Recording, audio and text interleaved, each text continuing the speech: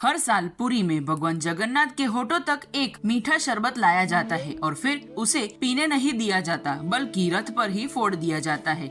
सवाल ये है कि जो चीज खुद भगवान के होठों तक छूती है वो जमीन पर क्यों बहाई जाती है? कौन पीता है वो शरबत जो इंसानों के लिए मना है? आज हम बात करेंगे अधरपना की, पुरी की रथ यात्रा की सबसे रहस्यमय और सबसे कम जानी मानी रस्म। पूरा वीडियो जरूर देखिए क्योंकि आखिर में जो बात है वो शायद आपको हैरान कर दे। रथ यात्रा के बारे में तो सबने सुना है, विशाल रथ, लाखों भक्त, भगवान जगन्नाथ, बलभद्र और सुभद्रा जी की यात्रा।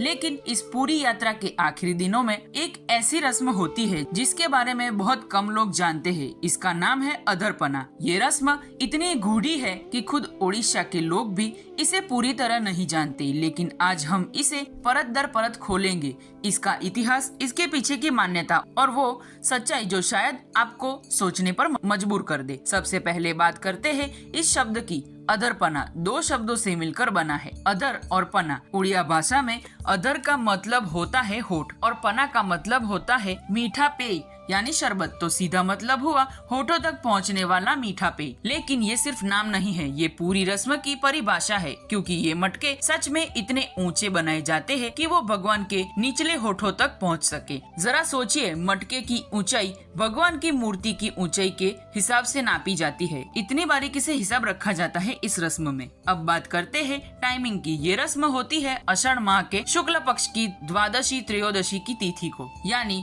सुनाबेश के अगले दिन और नीलाद्री बीज से ठीक एक दिन पहले। नीलाद्री बीज वो रस्म है जिसमें भगवान वापस मंदिर के गर्भगृह में प्रवेश करते हैं। तो सोचिए, ये रथ यात्रा के आखिरी पड़ावों में से एक है। यात्रा लगभग खत्म होने को है, भगवान थके हुए रथ पर बैठे हैं और तभी होती है ये रस्म।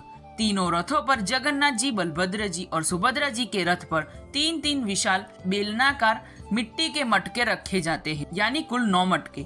ये मटके इतने बड़े होते हैं कि हर एक में लगभग 100 लीटर तक शरबत समा सके। और ये मटके कोई साधारण मिट्टी के नहीं बनते, स्थानीय कुम्हार खास तरीके से इन्हें तैयार करते हैं। 3 बोरी बारीक मिट्टी और 1 बोरी रेत मिलाकर मंदिर प्रशासन और रघुवदास मठ, बड़ ओडिया मठ के अधिकारी मिलकर इनकी व्यवस्था करते हैं। शाम को संध्या धूप और भोग के बाद ये मटके भगवान के सामने रखे जाते हैं, बिल्कुल उनके होठों की सीध में। अब बात करते हैं उस पेय की जिसे पना कहा जाता है। ये कोई साधारण शरबत नहीं, इसे बनाया जाता है दूध, मलाई, छेना यानी पनीर, चीनी या गुड़, पके हुए केले, कपूर, जायफल और काली मिर्च जैसे मसालों से।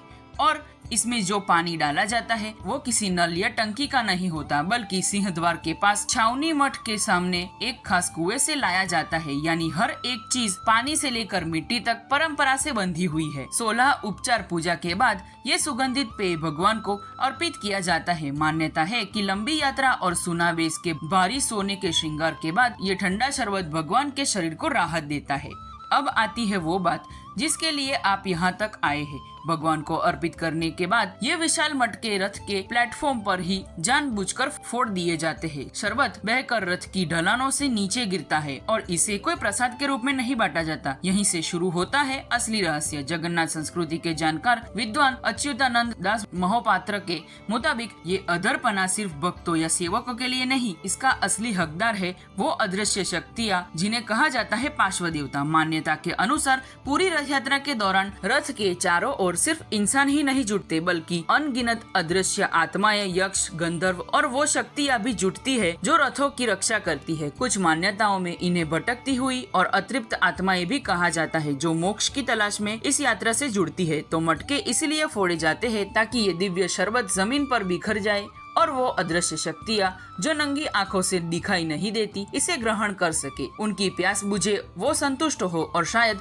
मोक्ष के करीब पहुँचे। यानी ये सिर्फ एक धार्मिक रस्म नहीं बल्कि एक ऐसा भाव है जो कहता है भगवान जगन्नाथ की करुणा सिर्फ इंसानों तक सीमित नहीं है, वो हर उस अस्तित्व तक पहुँचती है जिसे हम देख भी नहीं सकते। अब सवाल उठता है, मंदिर का हर प्रसाद तो महाप्रसाद कहलाता है और भक्तों में बांटा जाता है, फिर ये अधरपना अलग क्यों? जवाब साफ है, परंपरा के अनुसार ये पेय शुरू से ही उन अदृश्य शक्तियों के लिए तय है, इंसानों के लिए नहीं। इसीलिए भक्तों को हमेशा से यही सिखाया गया है कि गिरे हुए अधरपना को न छुए न चखे। एक और गहरी बात है इसमें, जब मिट्टी का मटका फूटता है तो वो वापस मिट्टी में मिल जाता है। ये सिर्फ एक रस्म नहीं बल्कि एक सांकेतिक याद भी है कि जैसे ये मटका अस्थायी है वैसे ही मनुष्य का शरीर भी अस्थायी है। एक दिन सबको मिट्टी में ही मिल जाना है।